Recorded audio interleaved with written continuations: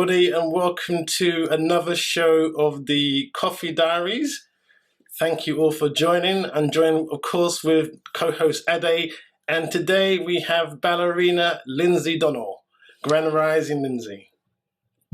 Grand Rising. It's good to be here.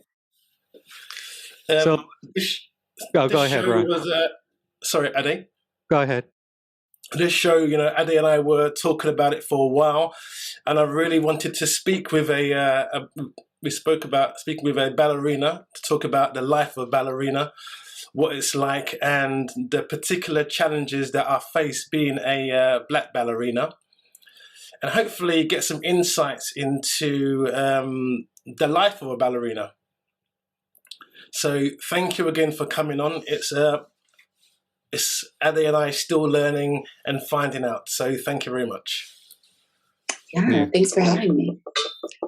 And I to prepare for this, I saw your video on intermediate bar. So I took your ballet class, and I was doing the when you say bend down and touch the floor, and then roll the shoulders and do the head, and I was like, wow, I'm actually pretty good at ballet. I was doing it with ease, and then you said, oh, okay, this is the warm up, so let's get into the the lesson. At that point, I sat on the couch. I try to keep up for a few things, but I just couldn't do it. So. Yeah, well, I mean that video was made during a tough time. It was like right at the beginning of quarantine, and we were all at Dance Theater of Harlem. We were making videos for people to try to do at home and just kind of figuring out the digital world. Yeah. And we were going to maintain our presence. So I'm very impressed. You tried. Yeah. So how did your journey into, when did you become interested in dance? Dance has always been something I guess I've been interested in.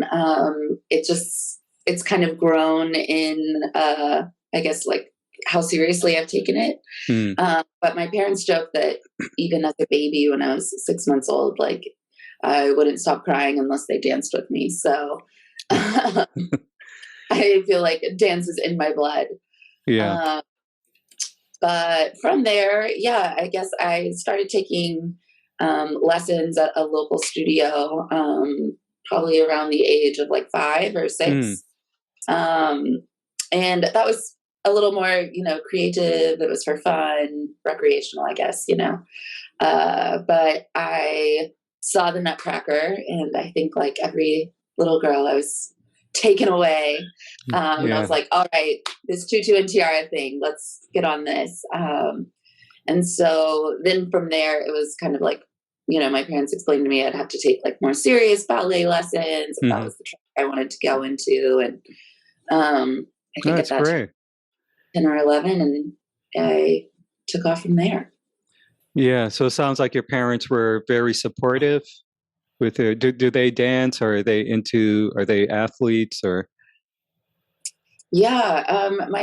My parents are more, I guess, athletes. My dad is a coach, actually, or was a coach. He's retired now. And my mom, she was always very into music. She was very into classical music. So I feel like dance is kind of the combo of a sport and classical music. Yeah. Yeah. So did your dad, did his coaching qualities come out with your, to help you with dance at all, or?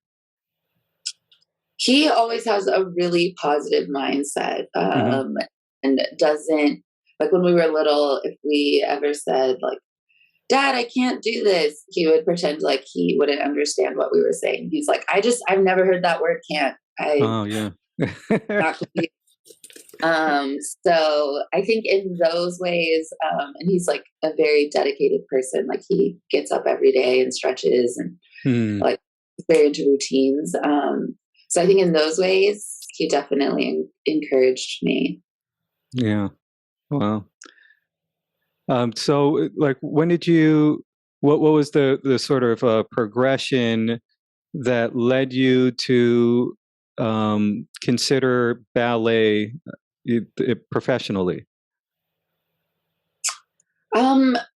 So as a ballet student, a lot of times around your teenage years, you can start going to summer programs around the country where it's like you'll do like a 6 to 8 week intensive where you can dance all day and be more immersed in like a professional world. My ballet teacher was a professional, so from that she kind of encouraged me to do these summer programs, and I got a taste of that life and kind of was able to compare myself to dancers around the country and learn, you know. So then, yeah, I think from there I was like, this is cool. I kind of like this. Yeah. Maybe I could do this. Yeah. And do you have, would you call yourself a competitive person? I definitely have a competitive streak. I think actually as I've progressed in ballet, I think that's kind of like taken the edge off of my competition, because I think there's a certain point while you're growing in dance that it is more competitive and it's like do another turn or get your leg higher. But then I think at a certain point it kind of switches over into artistry, and that competition actually doesn't serve you as a dancer, you know. So I feel like I'm trying to like neutralize my competitive things. Yeah. And Ron, jump in anytime. What's it like going for auditions? I'm sure you've been to a few, and just the competitiveness of going for auditions, but at the same time knowing that you have to go there and produce your best. Yeah, I mean, the audition mindset, that's a whole animal that you have to kind of tackle. Because yeah, I think auditioning is just so intimidating because you're there with people you don't know, you're trying to learn new choreography, you're trying to show off in the front. I think like really learning to center yourself and just being like, I'm going to do my best. And I think kind of what I've learned again, like as I've gotten more experience, a lot of times I think in auditions, we like focus on being perfect in that moment. But the directors or the casting people at the front of the room, they can usually see beyond that. And they want to see like, you know, how do you recover from mistakes, or how it's more about like the process and who you are as a person in the room and that kind of thing. And I think once I kind of realized that it was like, oh, I don't need to shut down when I mess something up, and I can keep going and still, you know, maybe look the part or have a great experience. I think that kind of helps me feel a little more comfortable in that environment. Because I think in these fields, coping with rejection is something that we will have to go through. Was there a particular strategy that you learned that helped you through it? Yes. I had a teacher and she explained it to me, because especially I think, you know, dealing with true rejection, it kind of comes later. Like when you're a kid, it's like, you know, dance is about positivity and everyone can do it. So she explained to me, she was like, it's kind of like a fruit stand. And I was like, what do you mean? And she was like, you know, some days you may really want that apple and you're craving an apple and that's the only thing you want. And that doesn't mean that you don't like strawberries. That doesn't mean anything that like strawberries are bad, that you may not want a strawberry tomorrow. But it's just like for today and for this, like this person needs an apple. And that's all you have to kind of, you know, go with, and know that there will be someone that needs a strawberry soon. And I think that, I guess, in these, even in auditions, if you don't make it, there's something to be learned. What's the greatest thing that you've learned from just the audition process itself? I would say to lean into mistakes sometimes. to kind of roll with it, and that like mistakes can create creativity and new innovation.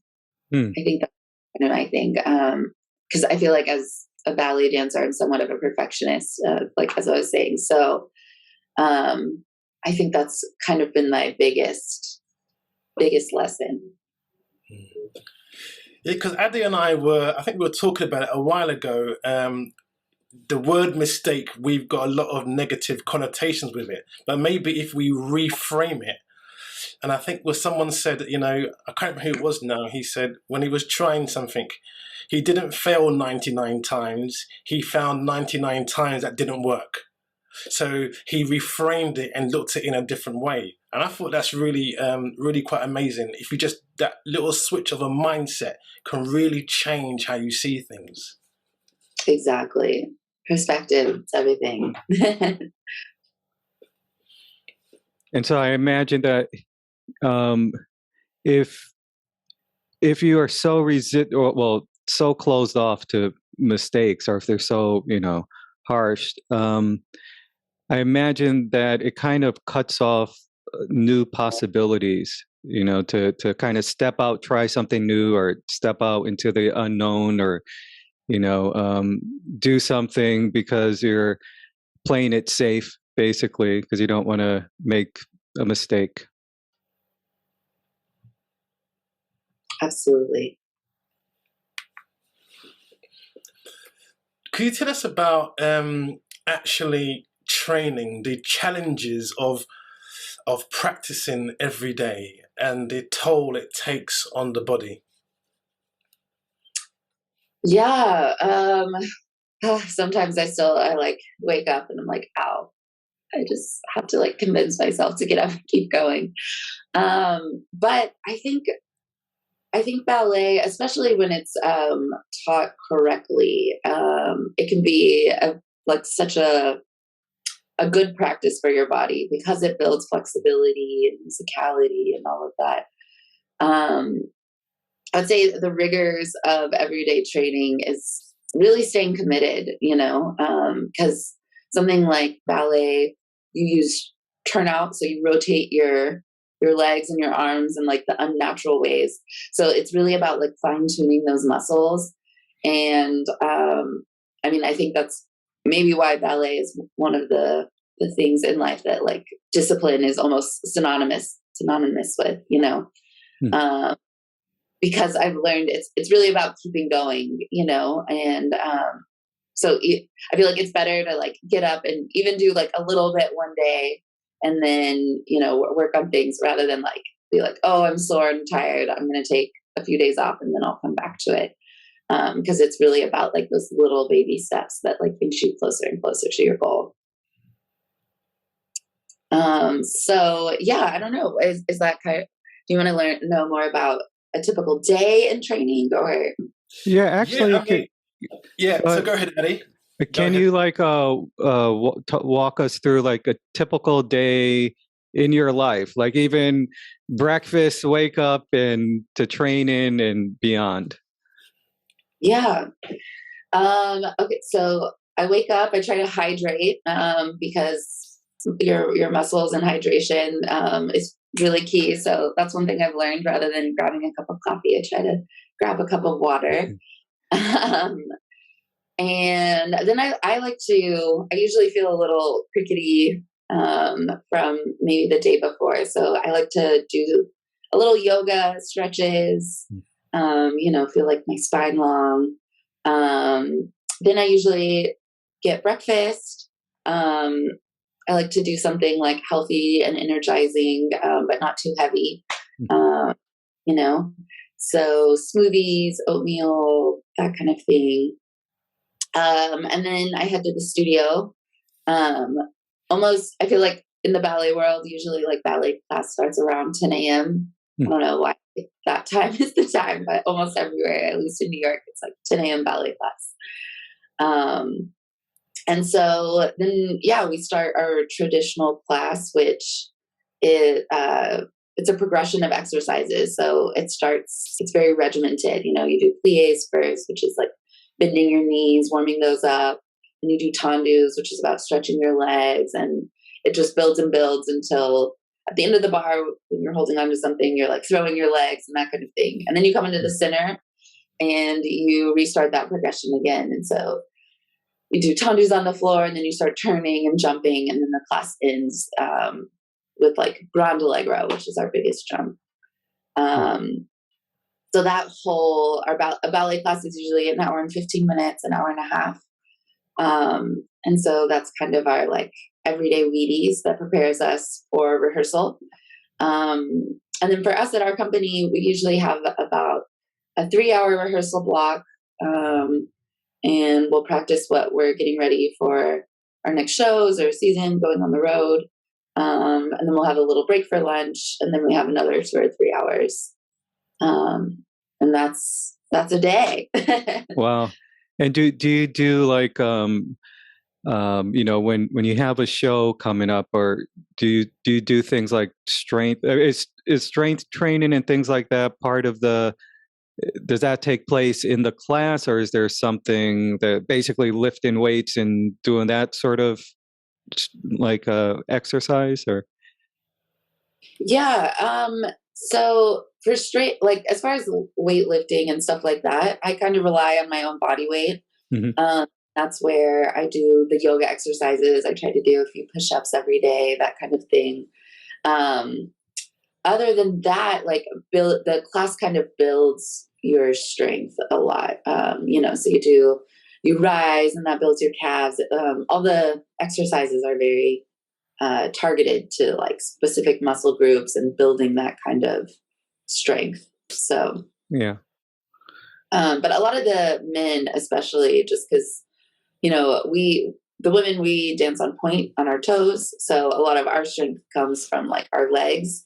With the men, they're the ones lifting us. So even though you do lift with your legs, a lot of them, they'll do a little bit more gym and weight workout. But yeah.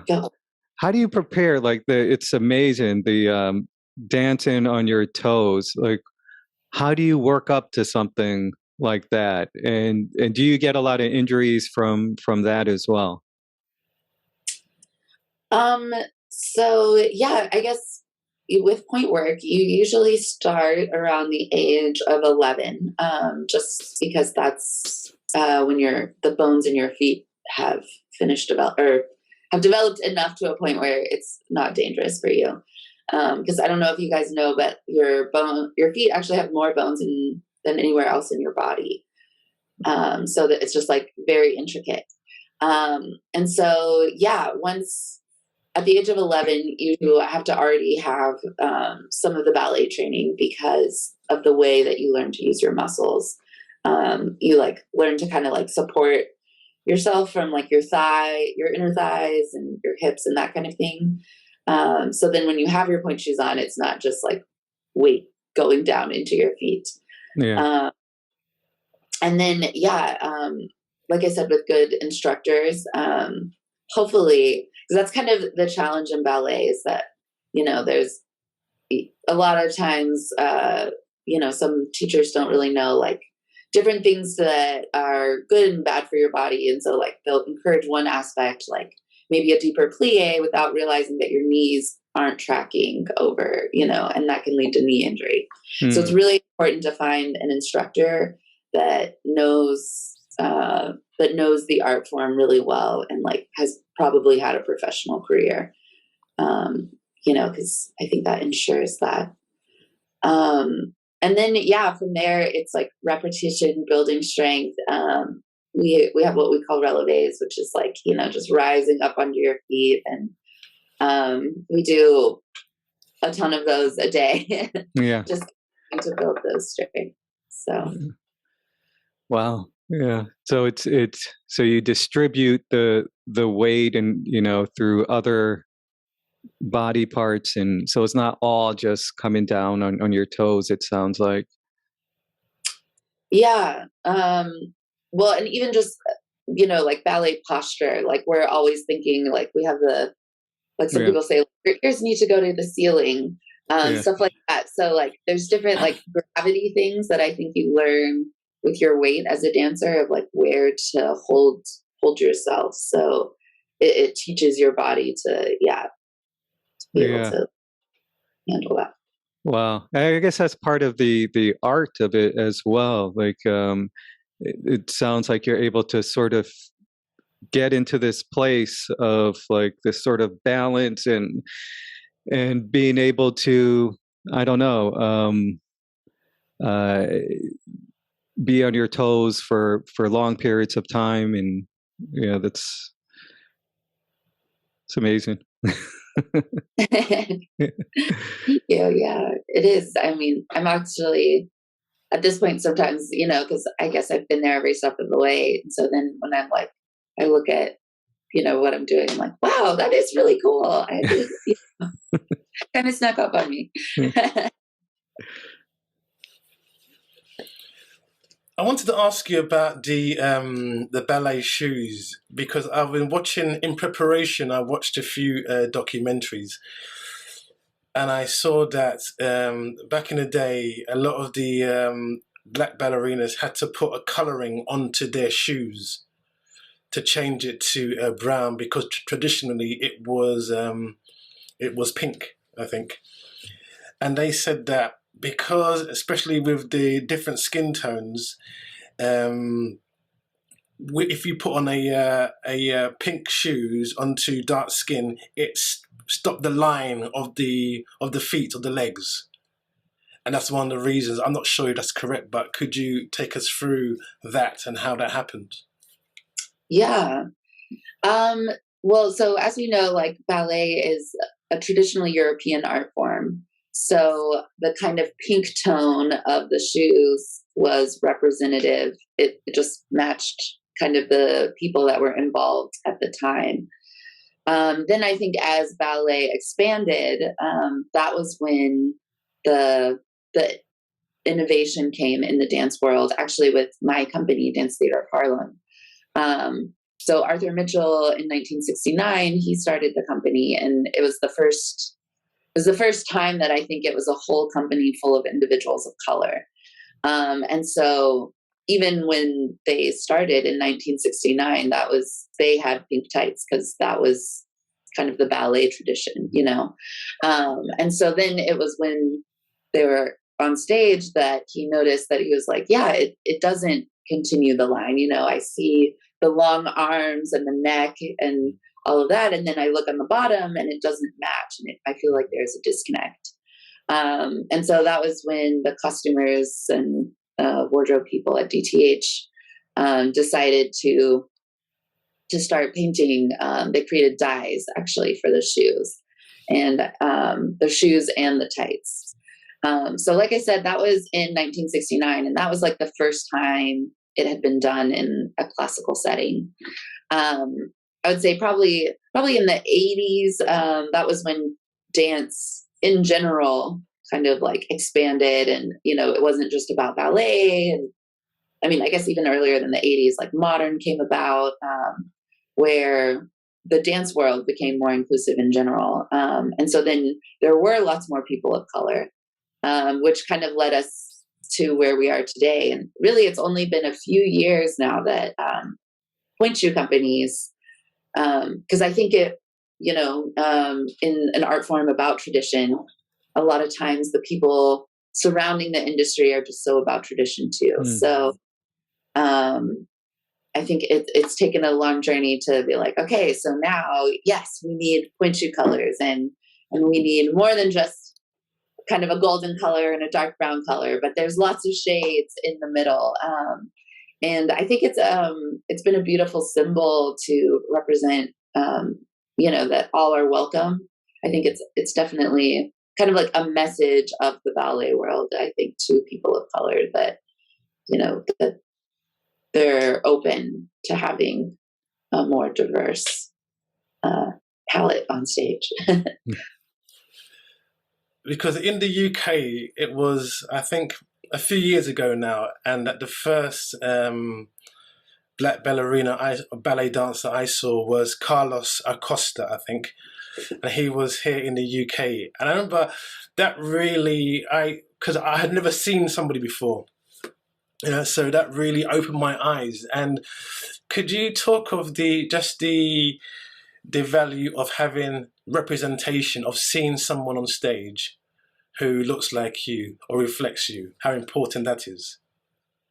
Oh, it's so important. I think, like I'm saying about like feeling welcome, feeling like it's a journey you can take.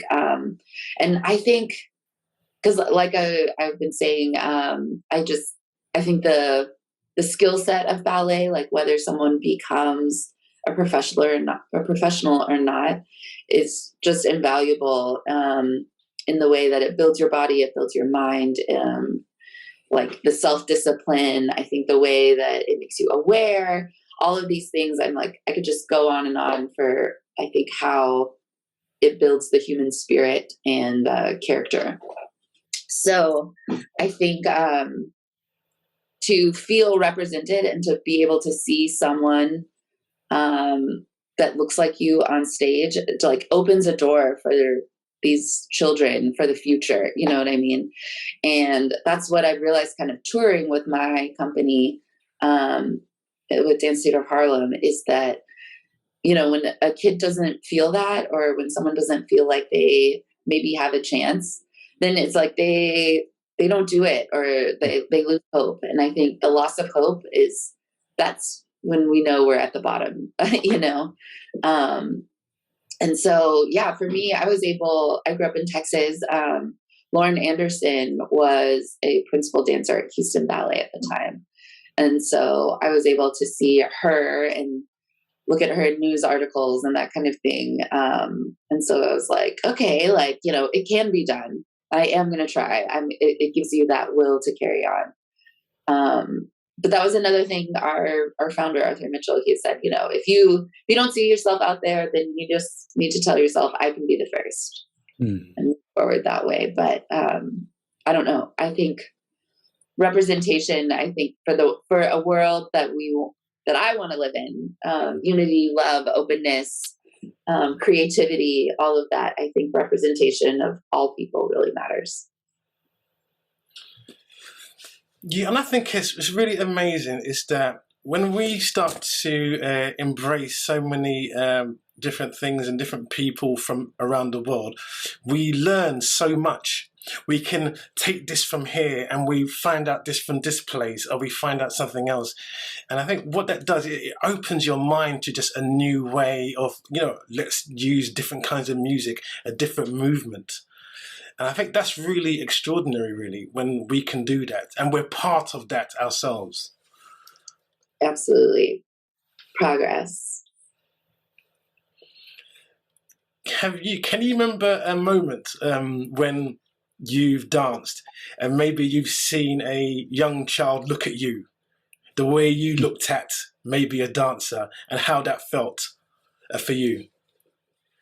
Yeah, I've had a few of those moments, and it's beautiful for me because as an adult now, I didn't realize how much, like, those are the moments that they touch my heart. And I have like a few girls, like little ones that I've met on the road.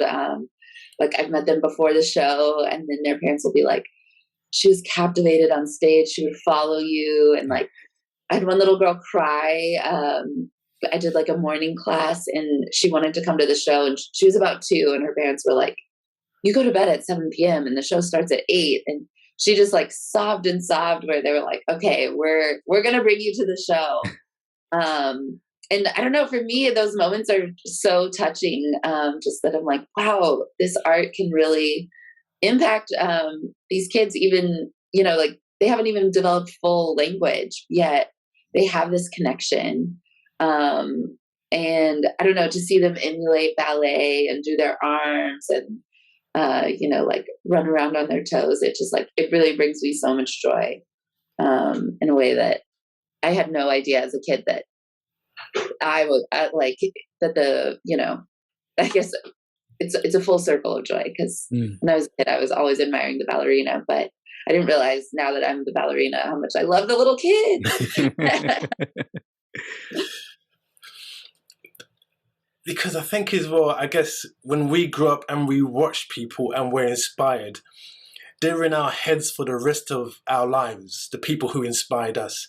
So the people who are watching you, they're going to be thinking about you in 10, 20, 30 years because of something that they saw, and you opened that inside of them. And I think even this tiny thing is remarkable. It's very remarkable. Yeah. And yeah, it's true. I mean, I think of some of the ballerinas that I admired as a kid, and I remember like we played dress up and I would be like, oh, like my name's going to be Princess Asia, which was one of the ballerinas. And like, I mean, I still remember her name and all of that, you know? So yeah, it really does stick with you. So what are some of the obstacles, or did you have moments where you just felt like this is not, you know, it felt like quitting or just doing something else, or? Yeah. Well, so I guess my senior year of high school, that was the first time I got a kind of serious injury. I partially tore my Achilles. Um, and yeah, that was very painful. And that was kind of the first time that it was like, you know, a speed bump, where I was like, oh, okay, like, yeah, like slow down, you know, I had to do a lot of rehab, a lot of swimming, that kind of thing, weightless things to rebuild. But I think that was one of the first times that I realized how difficult it could be. And sometimes I think, you know, when you're not just in an upward ascent, it has to reevaluate. So yeah, injury was my first kind of major thing to deal with. And then I think after school, kind of getting into the company life, because it's very ballet, you really kind of have to go step by step. Yeah. Very rare that someone just kind of like pops into a company and then is doing principal roles, and you really have to build. And so I think in those building times, it was just hard to make ends meet, to have all the time in the day to dedicate the amount of time to my training. And then I was teaching dance classes, and I was hostessing and trying to make it all work. And at that point I was kind of like, this is a hard lifestyle. I need to like make it a little bit. And so kind of, I think at that time I was like, all right, if I don't get a full-time paid dance position in this like next, you know, few months, I think I had a birthday at that time. I was like, by my birthday, then maybe I'm going to, you know, choose a different career path, something a little bit more stable, and where I can develop, you know, a quote normal lifestyle. Yeah. And that was when I got the job with Dance Theater of Harlem. And so that was about 10 years ago. And then, yeah, I have health insurance and dental insurance and eye insurance, and I get to travel, tour the world. We're on the road all the time now. So I feel grateful that I pushed through that hard time. So, Yeah. And being a Black ballet dancer, did you face any sort of, in the industry, did you pick up on any prejudice or anything like that, or? You know, like when I was growing up, I have to give so much love and adoration to my original teacher, Susan Clark, because she was always, I guess, you know, she had a career in New York and had exposure to just like a wider world than I guess what my reality in Texas. So as far as race, I always felt like I was more aware of my race outside of like ballet than I was in ballet. when I was growing up. Yeah. Just because my teacher was so much about doing the work, learning the technique, that kind of thing. And she was always really great. I mean, our studio wasn't so big, so she could really like challenge us all and that kind of thing. So I always felt like there in the studio, I was like, as long as I am doing the work and like excelling, I knew that I would be rewarded in that way, you know?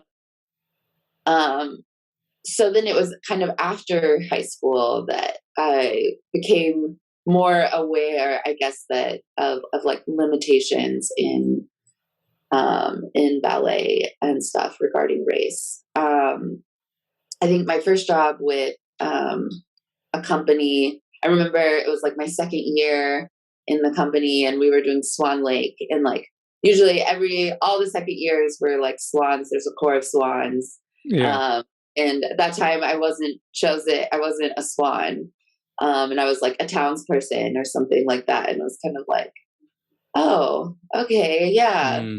And so then I think I kind of became more aware. And at that time too, like they really encouraged me to do a lot of our outreach projects, which was wonderful. And it was a great honor. But again, I was like, okay, like I see that, you know, because of the way I look, I am maybe being treated slightly differently. Yeah. And I guess for me, I'd always try to like look at it in a positive light, you know. So like with the outreach, I was like, okay, I'm able to connect with all these kids, you know, and show them the representation in ballet. But then at the same time, I was like, I want to be challenged and I want my career to grow in the way that I wanted to. And so that led me to DTH, which has led me to a whole world of, you know, being a role model in diversity and like really learning what that meant, and ways to encourage it in the ballet world, because as I'm saying, it is something so just steeped in tradition.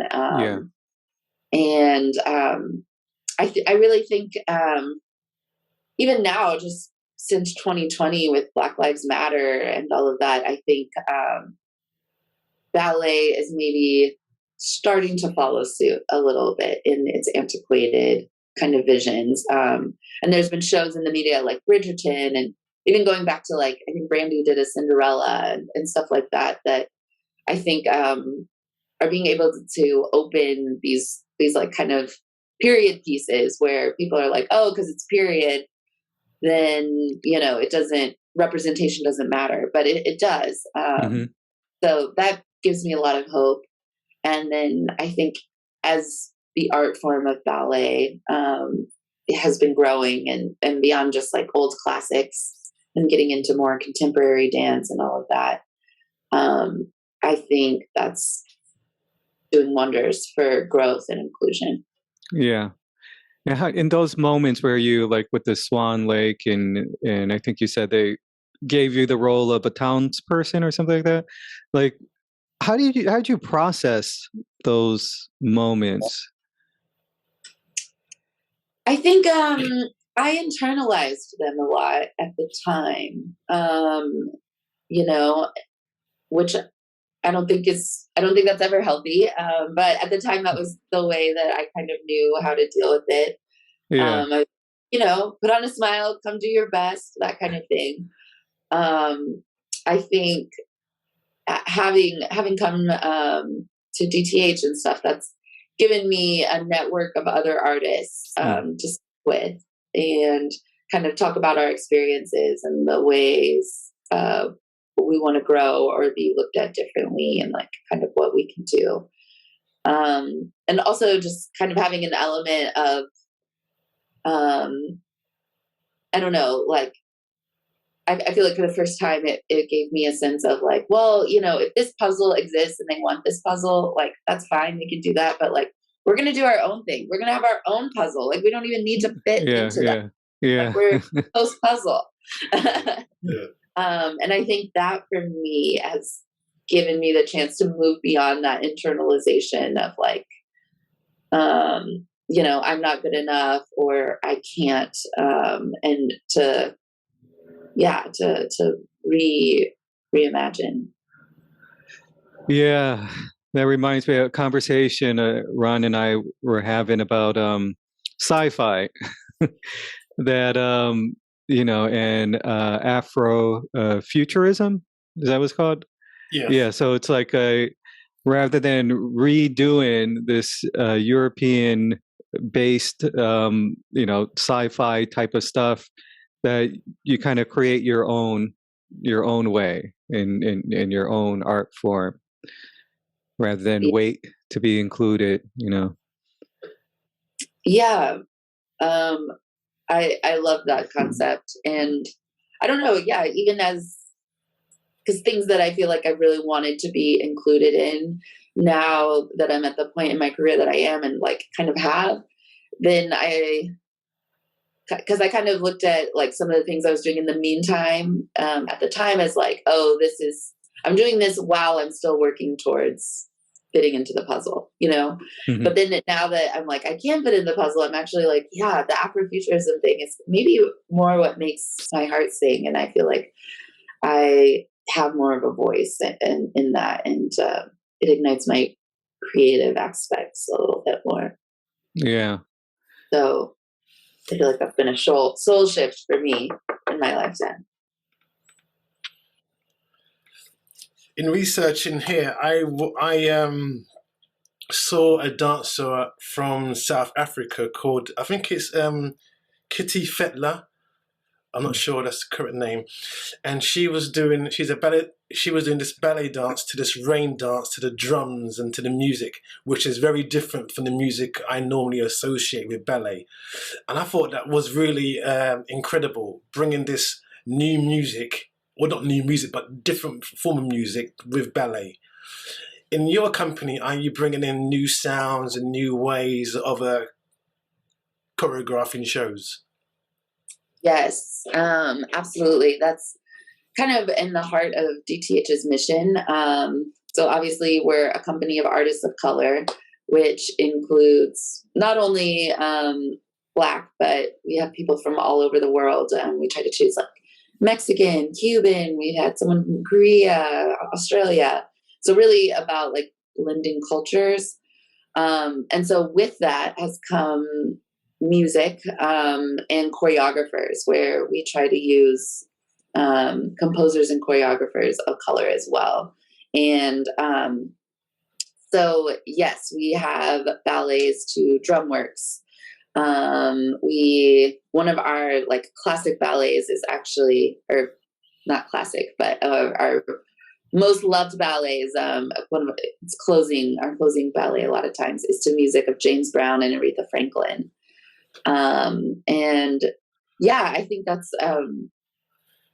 I've tried to kind of look at ballet as just a vocabulary. And so like the music can be whatever you want it to be.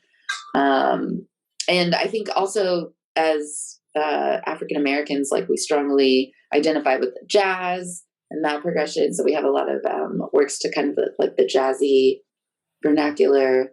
But for me, I love that. I love it when we can kind of use the vocabulary of ballet and broaden it.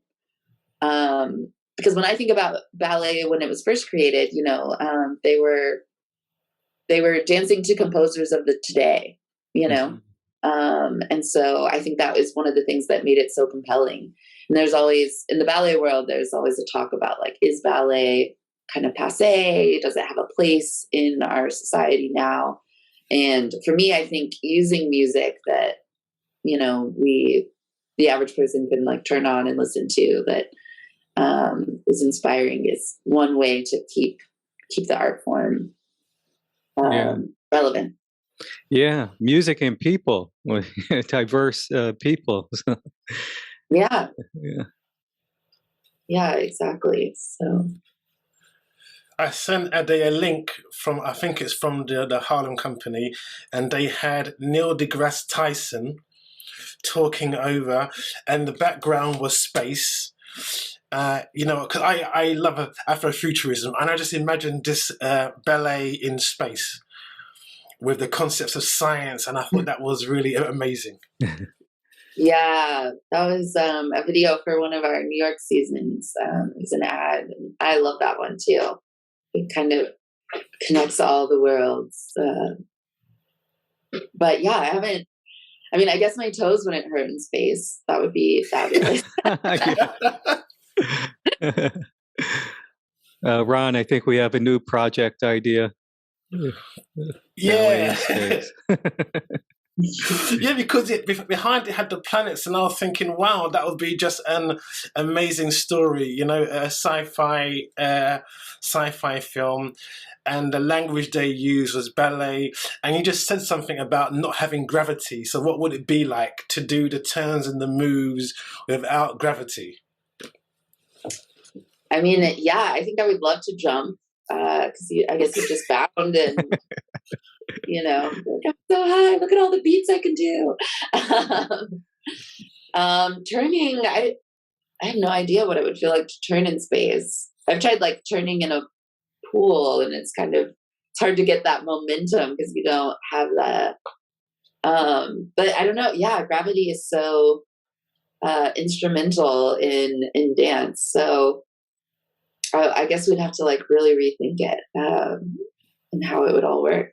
But I'm down to give it a try. We can work something out. So when you're preparing for a show, like at the foundation level, how much are you involved in the choreography and everything? It really depends on the choreographer. So different choreographers have different processes. Some people kind of like to give you like a few movements and you fill in the blank, or some also they'll like give you music and kind of put you in groups, and then they watch you, and they're kind of more of like a facilitator and orchestrator. And so in those times, like dancers really come up with all the choreography, and they kind of like arrange it almost, you know, they have a vision, but as far as the actual steps, others choreographers, they kind of come in and they're like, do this on 1, this is 2, 3, 4, 5, 6. You're just kind of the tool that, you know, they want to relay it to. Yeah. So as far as like the actual work, it kind of differs. But I think that is part of being an artist, is how you embody the work and relate it and create the nuances and all of that. So at the end of the day, no matter what the choreographer has given you, I think it's the dancer you're seeing on stage and their interpretation. Yeah, similar to film, I guess, and with actors. So you know what they do with the words on the script. Right. And yeah, and some directors would be like, oh, you can ad lib a little over here. Like, I like that. And others would be like, stick to the script, you know? Yeah. So yeah, similar. So do you have dreams about ballet? Do you dream ballet sometimes?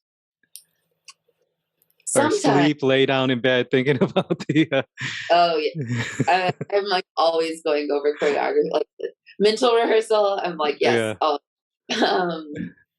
Dream-wise, I feel like a lot of times I'm so tired. I just like fall asleep. I need to work on more hours of rest, I think, to really lean into my dream world. But yes, I definitely, usually when I have ballet dreams, they're usually stress dreams. Oh, really? Yeah. Speaking of that, what is it like when you had your first big performance? What's that like? Like that moment before you're going to get on stage? Ooh. I mean, yeah, the moment before curtain, usually, well, I think I've had I used to, when I was younger, I would be so excited, just like the energy. You know, you can feel the audience's energy, everyone, the dancers around you. Yeah. I think I went through like a stage fright kind of phase. I think at the beginning of my professional career. Cause then suddenly I was like, wait, like, I'm not out here just to have fun. Like, people are paying money for this, and like, director is watching me, and she's going to come backstage and tell me everything that, you know, I need to do better. And I want to, I guess it was driven by my want to do so well that I felt like, like, oh no. So now before curtain, I mean, we get to the theater so early, and with like a warm up class on stage. Mm-hmm. We usually like to get some snacks in the green room, and, you know, stay warm, stay moving. Just like, I feel now, I do my best performances, I think, when I'm relaxed and kind of in tune with my dancers around me. So I just I try to stay dialed in. Yeah.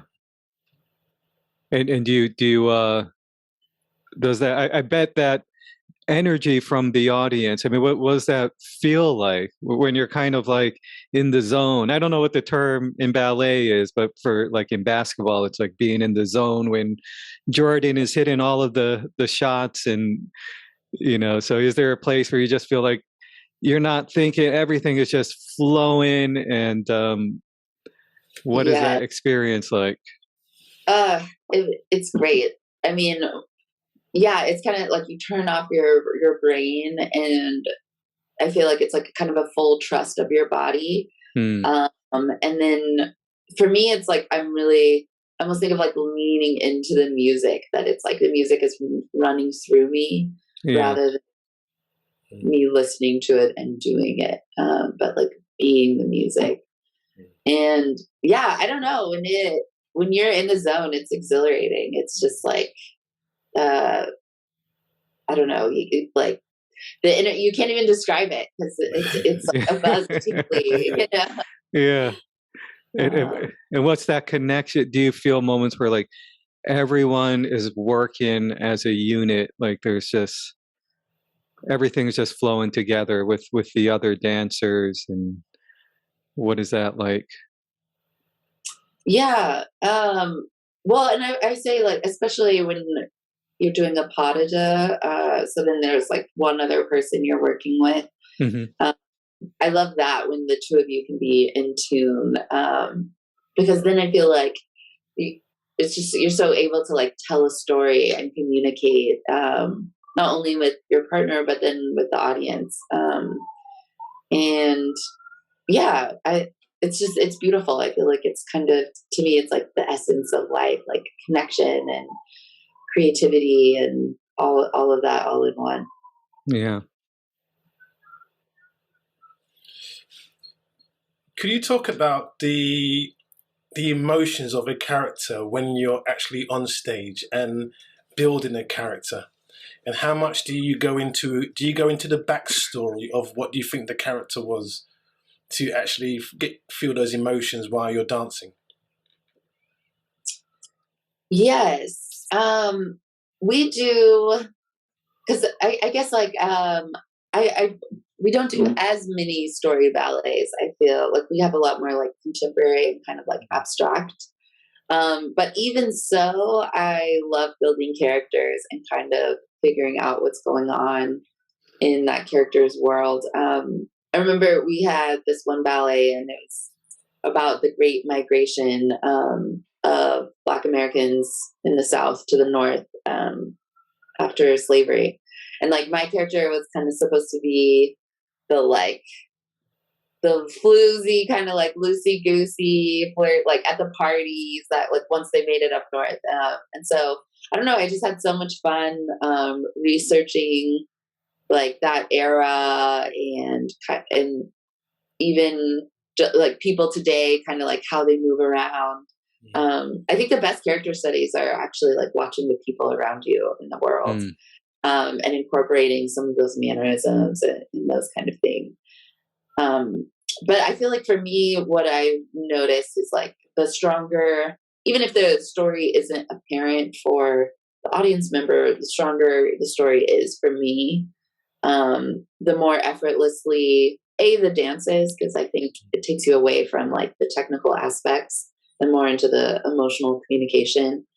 So yeah, it's a stronger, like the actual movement I think is stronger, and it's a stronger connection for the audience. So yeah, I love doing that part. Have you performed in places around the world where maybe you got extraordinary reactions maybe you didn't expect, but in certain places? Yeah, I think Eastern Europe, that was just like an incredible experience. One, because I think ballet is very, very, very classical, very, very traditional there. So a lot of the repertoire that audiences see is the Swan Lakes, the Sleeping Beauties, that kind of thing.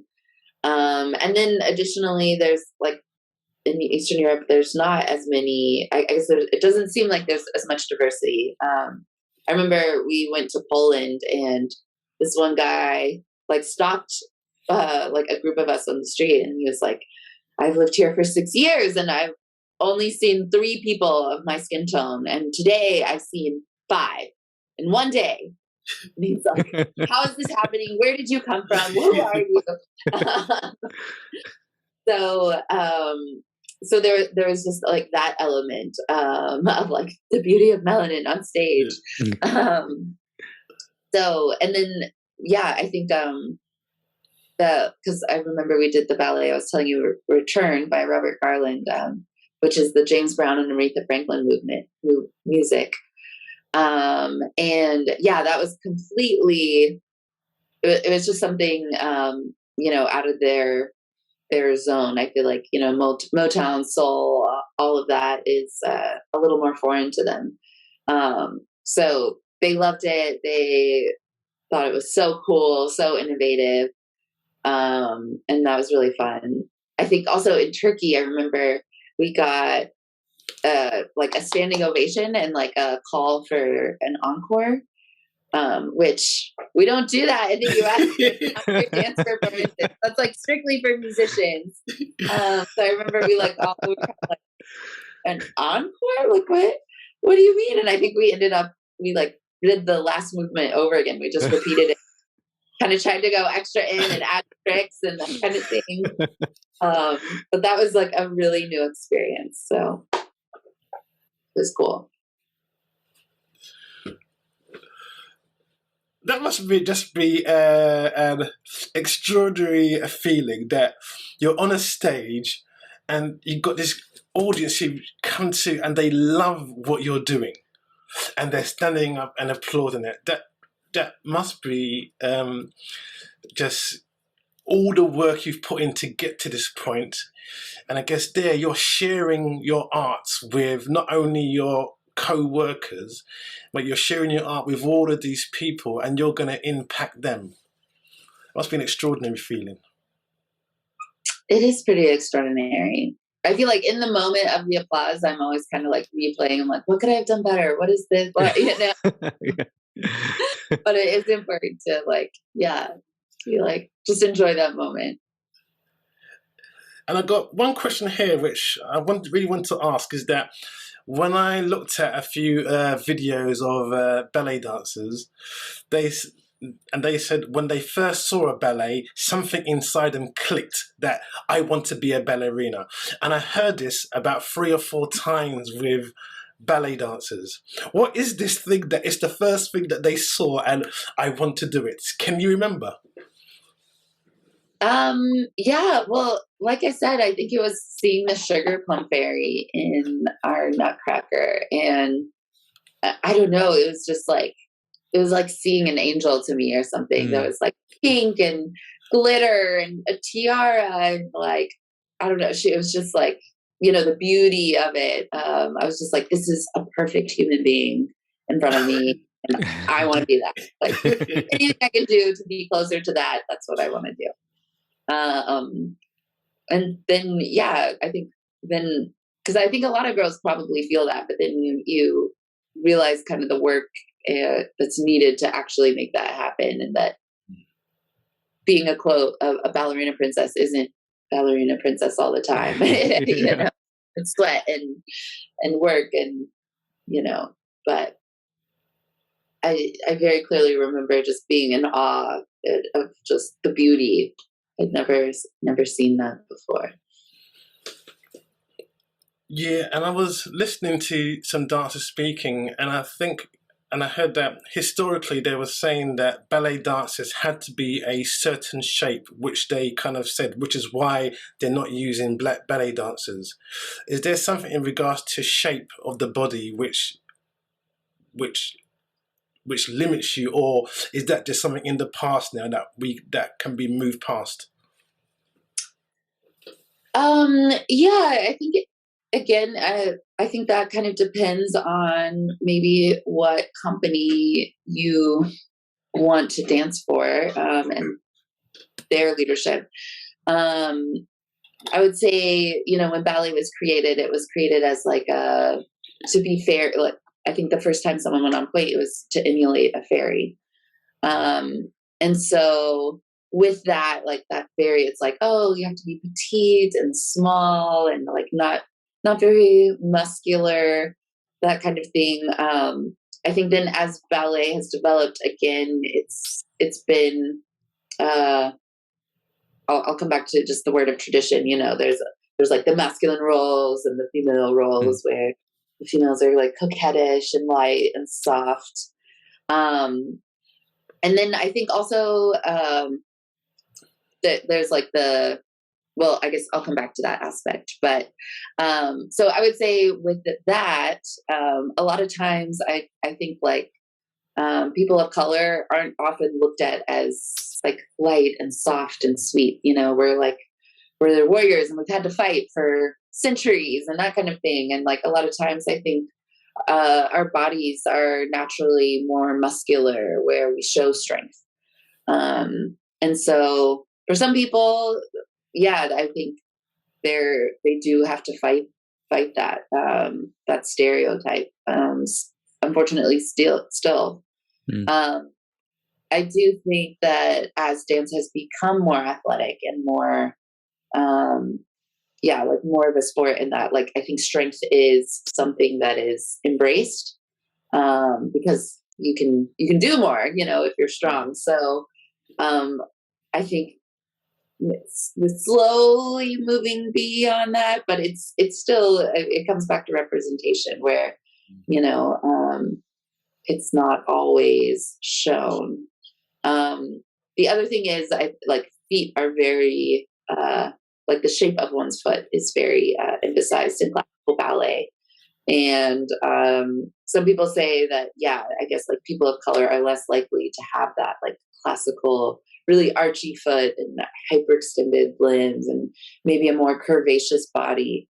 And that's one of the things that I love about being at DTH is that like we embrace all of that. So it's like, yes, you can have curves and yes, you can be looking like a strong and fit person, and still be delicate on stage and still be strong on stage. Like you don't have to fit that one wayfish stereotype. And I think even the world, I think, is kind of mirroring that, like, you know, in the way that we look at women, because I think women have made huge strides of like being present in the workplace and being able to kind of stand on our own, where we're not just these like little women that need to be saved and lifted and, you know, all of that. So I guess as well, coming from that, the stories that you tell will change as well with this with a different mindset.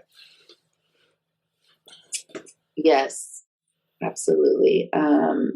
Yeah. And I think the stories, that's one of the missions of our company, is that we are able to tell stories of, you know, like I was telling you about the Great Migration. Right now we're doing a ballet about Hazel Scott, who was a jazz pianist. She could play one piano with each hand. And there are so many figures and stories from history that have kind of either been lost because a lot of the African American tradition has been like doing things passed down through speech and stories, And so being able to kind of write them down or share them in a way that is meaningful, is a really cool opportunity that I think we have. Where it doesn't have to be the story of the swan and the royalty and all of that, but there are real things from our past and our future that, we can tell.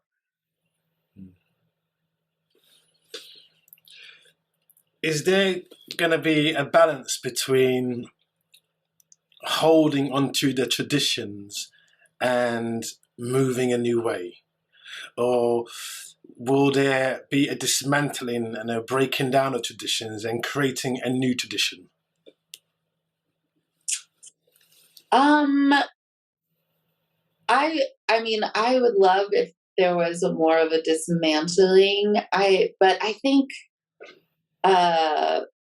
so far what I see, it's a slow process of change, and yeah, especially I think it like, at least in America, other things that we've seen, even in integration of culture, after like the Jim Crow laws and stuff like that, it's been very slow, and there are some really wonderful, decisive steps forward, and there are also some where it's like I feel like we took 3 or 4 steps back. But I think that brings it back. I think art is really the voice of change and has the capacity to create that vehicle and to initiate that. But yeah, I think we'll see. I feel like more and more now, like there are more leaders and just having a platform and an awareness.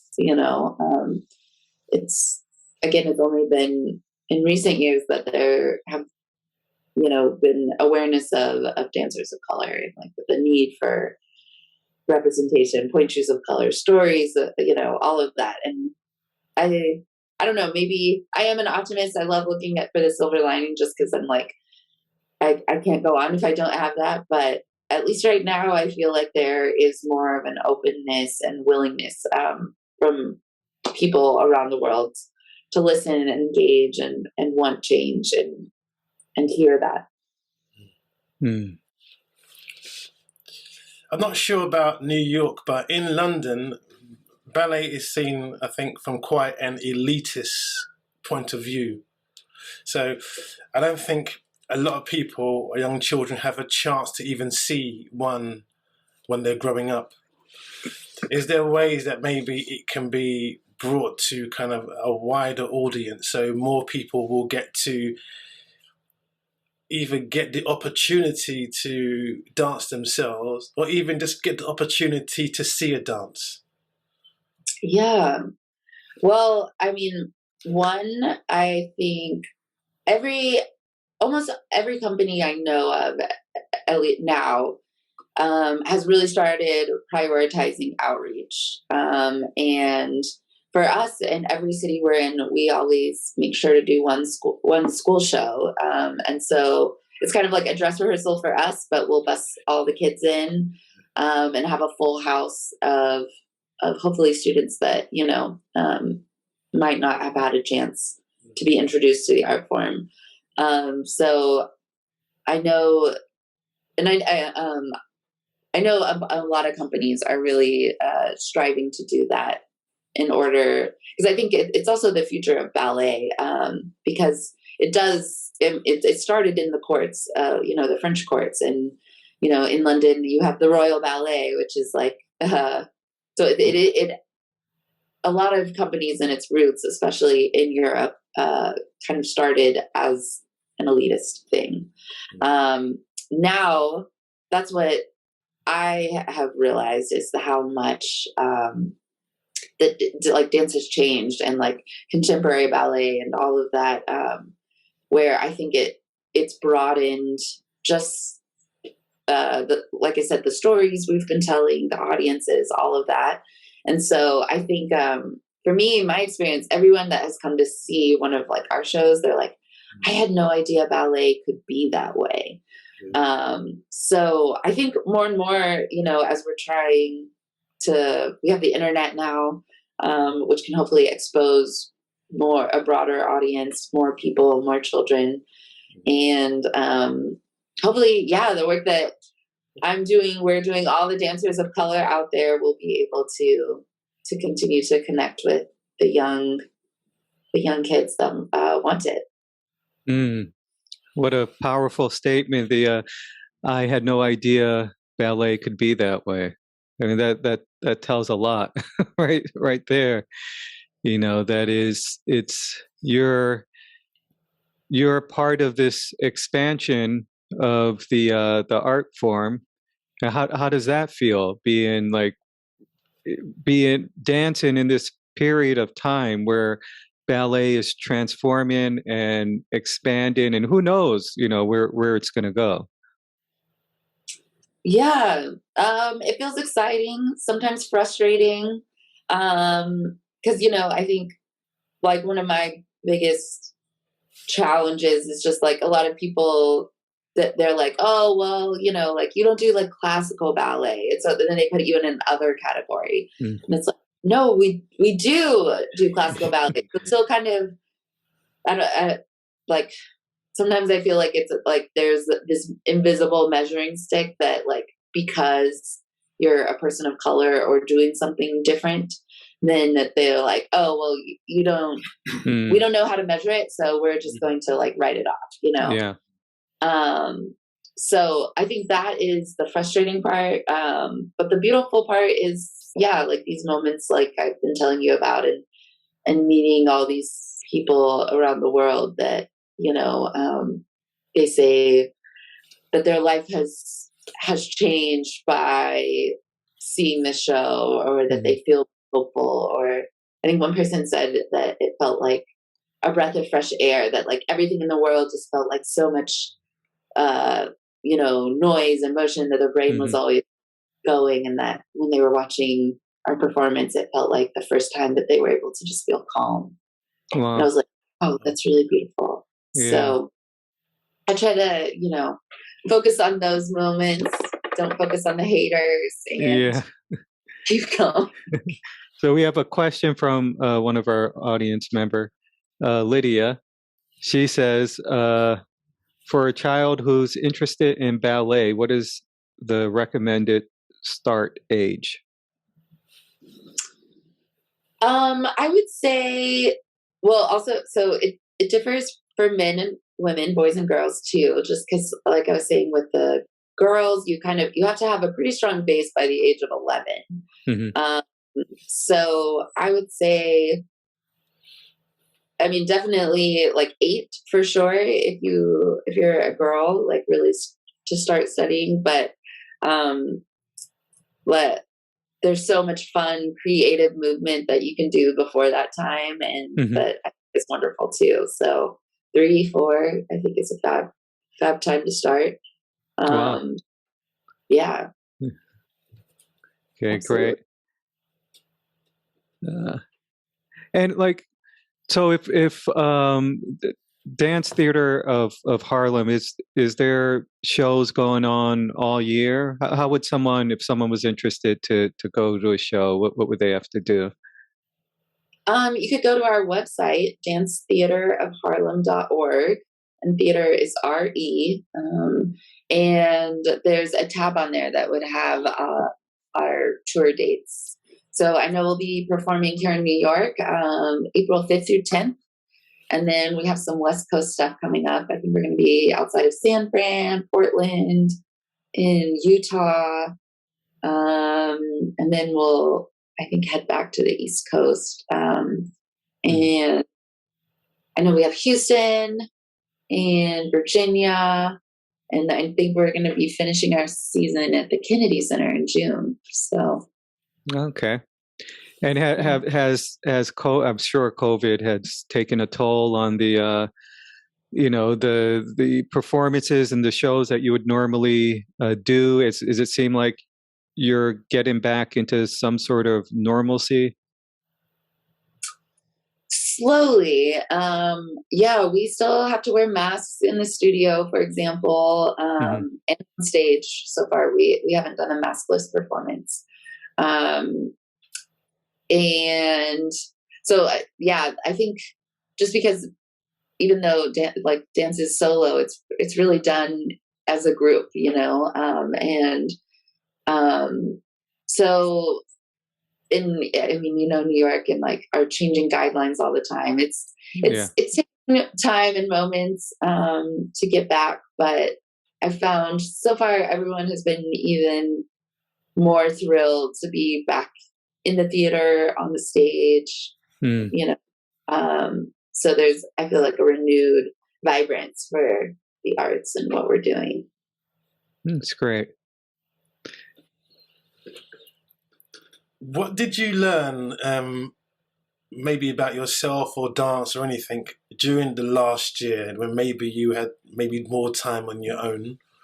Did you discover anything about dance, about yourself, which you're going to take forward into your dance? Oh yeah, I've made so many self-discoveries over the past year. I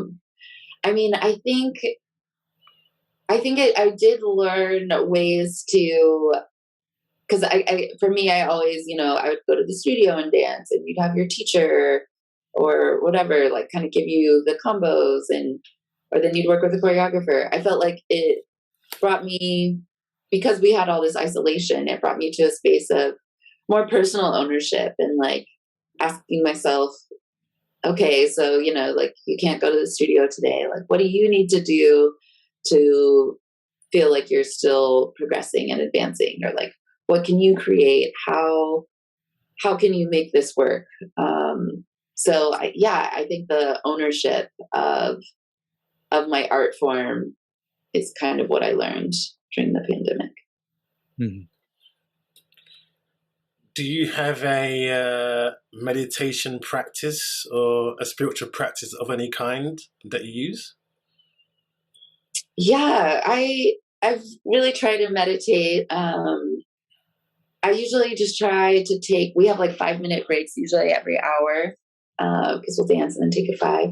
I try to like take a minute at every 5 and just kind of recenter myself, focus on my breathing, and set an intention for the next hour. I don't know. I read a quote that it was like, we're not attention deficit, like everyone has ADD, but we're intention deficit. And I was like, oh, that's a very interesting, thought, change of perspective. So I really tried to kind of incorporate that into my meditation of just like, what am I going to bring here to this now moment? But that's one of the things that I've learned about dance. You really do. It's kind of a meditation in itself, I think, because you have to be in that present moment, and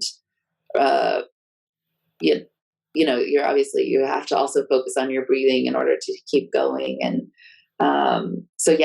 getting that feeling of exhilaration, I think, is kind of being in a meditative state. Yeah, I've always thought that the zone that Ade referenced and meditation, both of them are kind of the same, because in both cases you're not there. I think you said it. It's just the music. It's just the movement in the zone.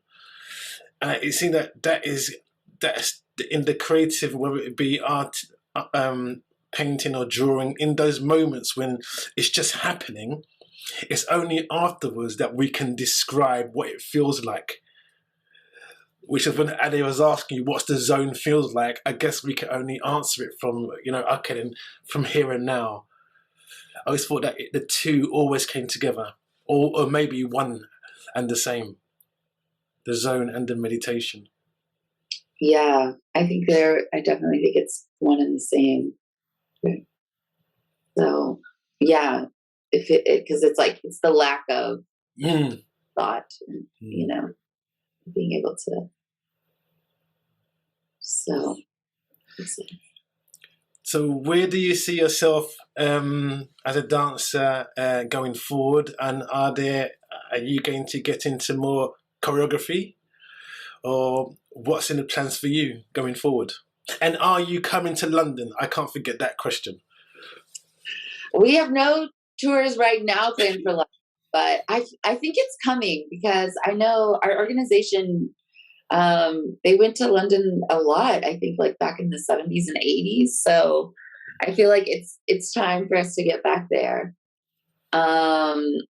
As for my my broader general future, I don't know. I feel like for me, that's one thing I realized I have a unique perspective, I think, because like I was telling you, growing up, I felt so much more of an embrace from ballet because I felt like it was more about my work and not my skin tone. So I feel like I have a calling that I want to use my art to continue to create unity. And even as like, cause I'm biracial. So I feel like I have always kind of, I don't know, been able to kind of like walk the line on both sides, understand both cultures, on both sides. And I would love to use that experience to continue to, just create unity and light and all of that in the dance world. I don't know. I have dreams of like somehow being able to like build awareness in a way that's more accessible. Kind of like you on, ballet being like sort of elite.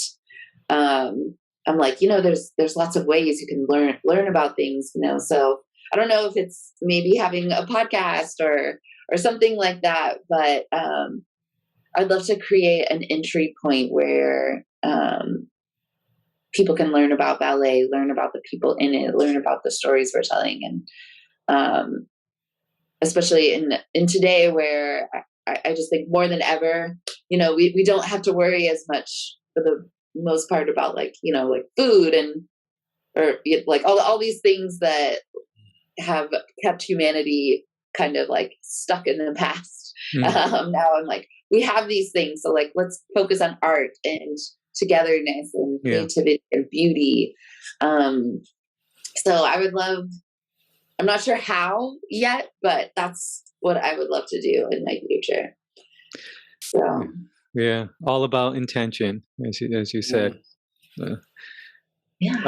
So we're about an hour and a half in. So you have any more questions, Ron? Or no, I think it's been a wonderful conversation, Lindsey. Thank you very, very much. Addie and I speak about always learning.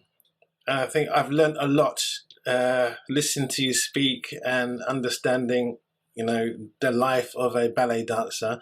So thank you very much. And I hope, and the amazing thing might happen is that someone may see this or they see you and they might say, oh, I would like to do that. And I think that's the extraordinary thing that can happen. Just all it takes sometimes, I think, is one person just to open the crack in the door, and you never know who's watching or listening. That's so true. Yeah.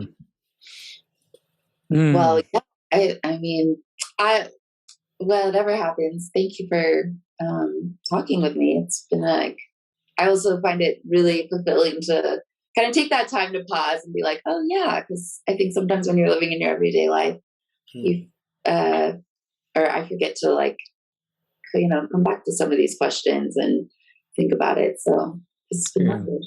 Yeah, thank you so much. And like you thank you for taking a chance on us. I kind of stalked you on Instagram.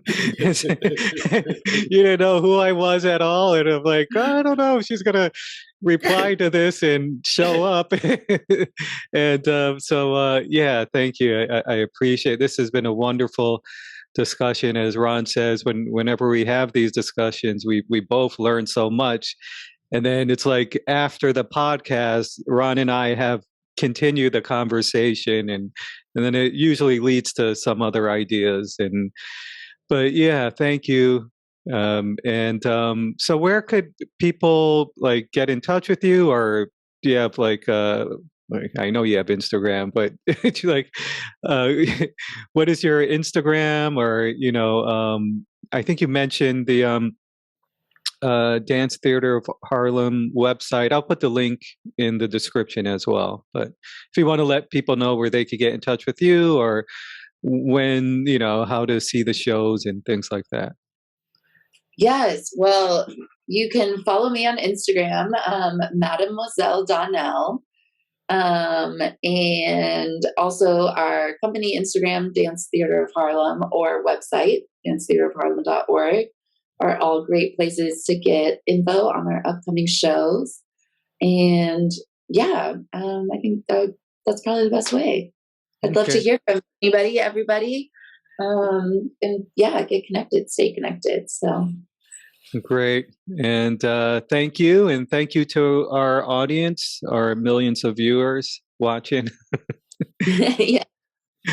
And this will also be, I edited, basically just put an intro and exit, and we're